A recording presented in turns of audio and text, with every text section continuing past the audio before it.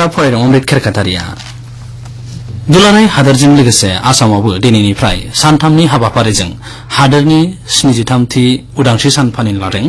गुवाहाटी नोगोरमानि खानापारायाव मिरुआरि महरै बे साननि हाबाफारि लानाय जादों। हादोरसानि गुबुन गुबुन जिल्लाफोरावबो दिनैनिफ्राय बायदि बायदि हाबाफारिजों बानजायनाय जादों। उदांस्रि सानजों लोब्बा लाखिनानै साखोन सिखोन खालामनाय हाबाफारि, दंफां लाइफां गायनाय, फरायसा फरायसुलिफोरनि गेजेराव गुबुन गुबुन बादायलायनाय, उदांस्रि आयदानि उदां सोंगाब बादायलायनाय आरो हारिमु दिन्थिफुंनाय हाबाफारि बानजायनाय जादों। गुवाहाटी नोगोरमायाव खारिथि आरो फोसावथाय मन्त्रालयनि बानजायनायाव बे सानजों लोब्बा लाखिनानै गाबोन मोनसे हारिमु हाबाफारि बानजायदों। बेराफारसे उदांस्रि साननि सिगां सानाव हादोरसानि आयेन खारिथिनि थासारिखौ सामलायनाय आरो रैखाथि राहाखौ गोख्रों लाखिनो पुलिस खुंथाया राहा लादों। गुवाहाटी नोगोरमाजों लोगोसे हादोरसानि गुबुन गुबुन ओनसोलाव तालासि एबा सिग्रोमनाय राहाखौ बांहोनाय जादों। थिउरिया हानजा आलफाया हादोरसायाव गाज्रि जाथाय खालामनो हागौनि मिजिंथिनानै दुलाराय हादोरसायावनो रैखाथि राहा लानाय जादों। गुवाहाटी नोगोरमानि पुलिस कमिशनारनि दैदेननायाव तालासि खालामनायखौ गोख्रों खालामनाय जादों।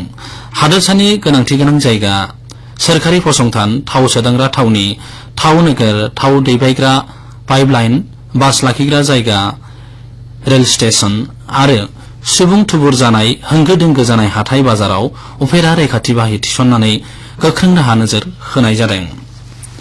जोंनि चिरां जिल्लानि खौरां बुथुमगिरिया फोरमायहरनाय बायदिब्ला जिल्ला खुंथाया दिनै फुंनिफ्रायनो उदांस्रि सान खुंनायनि हाबाफारि लादों।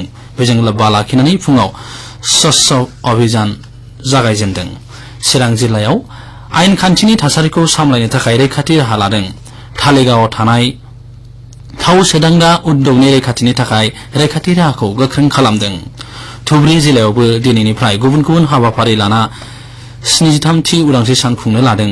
दिनै रङियायाव फुंनि समाव स्वच्छ भारत अभियाननि जागायनानै महकुमा बेंगिरि मनिन्द्र बरदलैया उदांस्रि सानखौ जागायजेनो।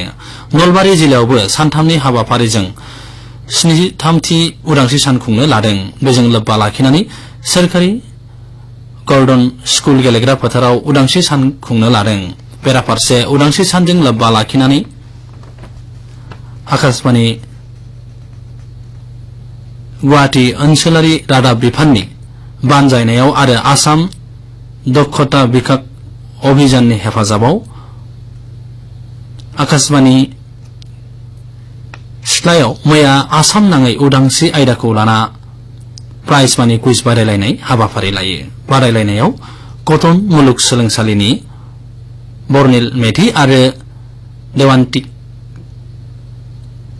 देवानित दत्तआ गिबि मासि मोननो हायो आरो श्रीमन्त शंकरदेव एकाडेमिनि अभिज्ञान शर्मा आरो बरहजाय महर्षि विद्या मन्दिरनि अनुराग भट्टाचार्य हानजाया नैथि जायगा मोननो हायो। कटन मुलुगसोलोंसालिनि सञ्जीव कुमार दास आरो ब्राइट स्टार एकाडेमिनि पार्थज्योति भरद्वाजआ थामथि मासि मोननो हायो। आसामनि एनआरसि फोसावनायखौ लाना जानाय थासारिनि सोमोन्दै गिबि मन्त्रि सर्बानन्द सनोवालआ दिनै बेलासियाव मिरु नखर मन्त्रि अमित शाहजों गोदान दिल्लीनि नर्थ ब्लकआव थानाय मावख'आव सावरायलायगोन। मख'नो गोनांदि बांलादेशजों नांफानाय सीमा ओनसोलनि जिल्लाफोरनि 20% आरो गुबुन जिल्लानि 10% सुबुंनि मुंखौ फिन नायफिननो दाबि खालामनानै मिरु आरो रायजो सोरखारा जौसिन बिजिरसालियाव आर'जलाइ गथायदोंमोन। जौसिन बिजिरसालिया बबेखानि फैगौ 31 आगस्तखौ आबुं एनआरसि फोसावनायनि सानथि खालामदों। बेराफारसे एनआरसि फोसावनायखौ मिरु खालामना जानो हाथाव थासारिनि थाखाय आसाम सोरखारा मिरु सोरखारनिफ्राय खमैबो 145 उफेरा रैखाथि कम्पानि नागिरदों। मिरु सोरखारा फैगौ 5 बोसोराव 100 लाख कौटि रां थिसननायनि थांखि सिङाव लाना थिसनथाय मिरुआरि जौगानायखौ थि खालामनो बिथांखि लादों। गाहाय मन्त्रि नरेन्द्र मोदीआ खौरां बिजोङाव फोरमायनाय बायदिब्ला सोरखारा बे थांखियाव सहैनो हानायनि थाखाय नखरारि आरो गुबुन हादोरारि रां थिसनथायगिरिनि सायाव गोनांथि होदों। भारत हादरखौ फालांगिनि मोजां मिरु जायगा खालामनो सोरखारा गोरोन्थि खालामनाय नङा होननानै गाहाय मन्त्रिया बुङो। बेराफारसे गोलाव सम गोजोर थानाय जौगानायनि थाखाय मिरु सोरखारा नाजादों होनना गाहाय मन्त्रि मुश्री मोदीआ फोरमायो। आसाम हादोरसा रोगाथाय निगम सुंद'यै ASTC आ हांगेरीनि मोनसे फसंथानजों इलेक्ट्रिक बास सालायनो थाखाय बाथ्रा सावरायदों आरो बे सोमोन्दै सावरायनाया जोबथा खोलोबाव सौहैबाय। हादोरसायाव बे रोखोमनि गं 1000 इलेक्ट्रिक बास सालायनायनि मिजिं दङ। बेनि थाखाय गोरोबथायाव सागान होबानो बे बोसोरनि जोबनाय फारसेथिं इलेक्ट्रिक बासनि प्रजेक्टनि हाबाफारि मावफुंनो हागोन होनना मिजिंथिदों। मख'नो गोनांदि इयुनाव हांगेरीनि कम्पानिया भारतआव बेफोरबायदि बास बानायनायनि मावबिथांखि लागोन होनना मिजिंथिदों। बेबायदिनो ASTC आ मोब्लिबजों सालायनाय गारि मटरनि खान्थि जथायदों आरो बे सोमोन्दै गुबुन गुबुन बिफाननि बांबुंथाय नागिरदों। बेफोरबायदि इलेक्ट्रिक बास खारहोनायजों बार गुबुंले जानायखौ खम खालामनो हागोन होनना मिजिंथिनाय जादों। मैया मोनाबिलियाव फैनाय बारहुंखा अखानि जाहोनाव 7 सुबुङा जिउ गोमायो आरो न'-बां खहा जानायनि खौरां मोननाय जादों।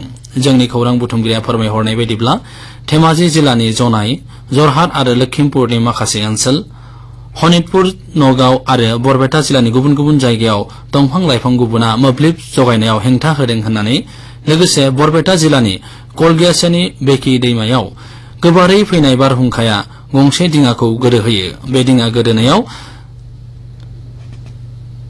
नखरसेनि 3 खुदियाफोरखौ लाफाना 7 सुबुङा जायगायावनो गोमानानै दङ।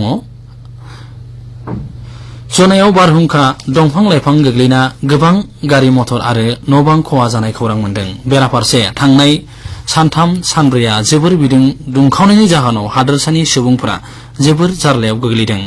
दिनै बिदुङा दुंखावफिनगोन होननानै बोथोर बिगियान मिरुआ मोनथिहोदों। फैगौ साननै सानथामाव हादोरसायाव माखासे जायगायाव जोमै साग्लोबब्लाबो बिदुङा बांसिनै 34 डिग्री आरो खमसिनै 22 डिग्री सेल्सियासनि खाथि खाला थागोन होनना मिजिंथिना जादों। गुवाहाटीखौ लाफाना हादोरनि गं 15 साइनि हस्टेलनि ओनसोलारि मिरुआव भारतारि गेलेमु बिफान एबा साया मोजां गुन गोनां आदारनि थाखाय गोनांथि होदों। गेलेमु मन्त्रि किरेन रिजिजुआ बे बेलायाव थाबैनो राहा लानो आरो गेलेगिरिफोरनि जेंनाखौ सुस्रांनो थाखाय बिथोन होदों। बेबायदि भारतारि गेलेमु बिफाना बे गं 15 मिरुआव रोंगौसा आदार फुंखा सुबुं थिसनगोन। सा सानजानि इम्फलावबो आदार रोंगौसा फुंखा सुबुं आरो ओंखाम संग्रा रोंगौसा थिसनगोन। गुबुन माखासे मिरुफोरा जादों दिल्ली, बेंगालुरु, पाटियाला, कलकाता, भोपाल, गांधीनगर, लखनौ, मुम्बाइ, हनापत, औरंगाबाद आरो बायदि बायदि। भारत आरो वेस्ट इंडिजनि गेजेराव जानाय गंथाम सानसेयारि क्रिकेट बादायलायनायनि मैयानि नैथि क्रिकेट बादायलायनायाव 59 रानाव भारतआ देरहानो हायो। गेलेनायाव भारतनि भुवनेश्वर कुमारआ 36 रान होना 4 उइकेट लानो हायो। केप्टेन विराट कोहलीआ 120 रान बुथुमनो हायो। कोहलीआ गं 238 सानसेयारि क्रिकेट गेलेनायाव दासिम 10,406 रान बुथुमनो हादों। मैयानि गेलेनायाव भारतआ गिबि बेट हमग्रोना 7 उइकेट खोमाना 279 रान बुथुमनो हादोंमोन। थांखि होसोना वेस्ट इंडिज हानजाया 40 अभाराव 210 रानल' बुथुमना गासै उइकेट खोमानानै लायो। दिनैनि रादाबा एसेनोसै।